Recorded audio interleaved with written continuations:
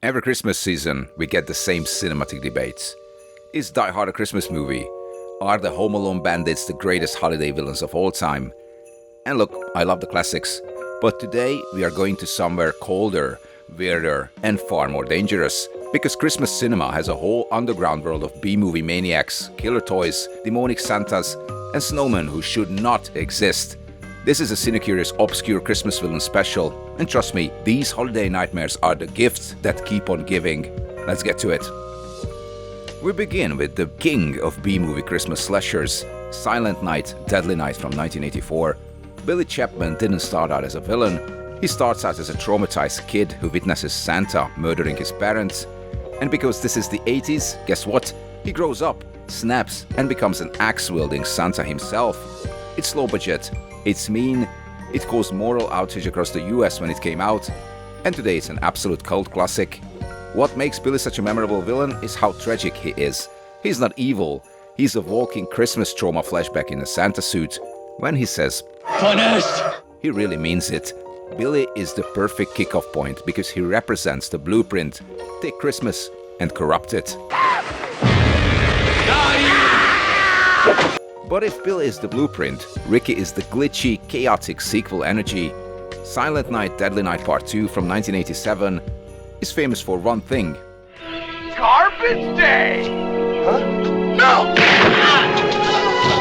Ricky Caldwell is one of the most beautifully unhinged villains in Christmas movie history. The movie itself is, well, like 40% stock footage from Part 1, 60% Ricky yelling at people. But that performance, not good, but absolutely unforgettable. He's not scary, he's campy, explosive, and iconic in a way that filmmakers definitely didn't plan. Ricky is Christmas villainy at its most accidentally legendary. Who did it? Santa Claus. Now we are jumping into the Full Moon Pictures era, where logic goes to die and puppets go to war. In Demonic Toys, Christmas Eve becomes a battlefield between humans and a group of possessed playthings. The baby doll with a filthy mouth. Hi, you fat I'm Baby Oopsie Daisy. You lard ass. Will you be my special friend? The Jack-in-the-Box monster. The toy soldier with real bullets. It's chaotic, it's cheesy, it's very early 90s VHS, and that's the charm. These toys aren't just evil, they are aggressively evil, like they're trying to outdo Puppet Master at its own game.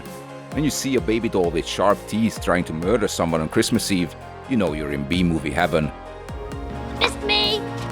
What happens when a serial killer is genetically mutated and merges with snow? This. Jack Frost is one of the most bizarre Christmas horror films ever made. A killer snowman with a carrot nose and dead, soulless eyes. And one-liners only a snow-based slasher could deliver. Well, it ain't Frosty! This movie has the kind of practical effects that make you ask, did anyone actually prove this? And that's why it's great.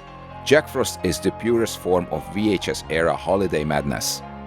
But just when you think things can't get any weirder, they put the killer snowman on a tropical island. And suddenly we have Christmas decorations in the sun, killer snowballs, a snowman who shapeshifts. It's a movie that fully embraces being nonsense, it knows it's nonsense, and it leans into it with absolute commitment. This is the kind of holiday villain that feels like it was conceptualized at 3 a.m. after way too many ramen eggnogs. This is one of the strangest Christmas horror films ever made, and also one of the most fascinating. Unlike the slashers that came after it, Christmas Evil is almost a psychological character study. Our villain, Harry, suffers from childhood trauma, isolation, and obsession until he becomes convinced that he is Santa Claus.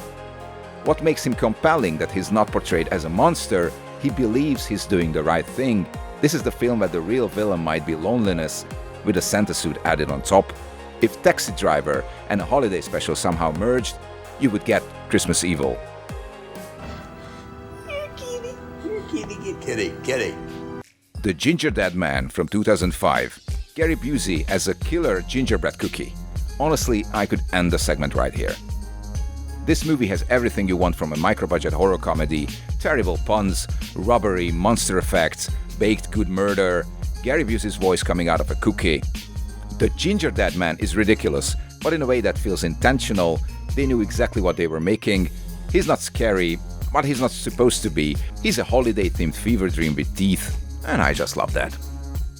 Santa's Sleigh from 2005. Bill Goldberg plays Santa, but in this version, Santa is actually the son of Satan who's been forced to behave himself for 1,000 years, and now the contract expired, so he goes back to killing people. A lot of people. There's more stunt work in this movie than you would ever expect from a Christmas horror comedy, and Goldberg commits he's doing the pro wrestling murderer version of Santa Claus. This is Christmas carnage with body slams, a perfect addition to the obscure holiday villain pantheon. Before Silent Night, Deadly Night, even before many of the slashers of the 80s, there was To All a Good Night.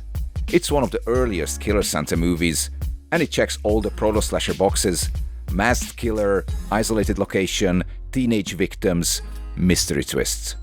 The villain here is less about personality and more about atmosphere, that eerie, grainy, early 80s feeling that makes everything seem slightly cursed. If you love deep-cut slasher history, this is a must.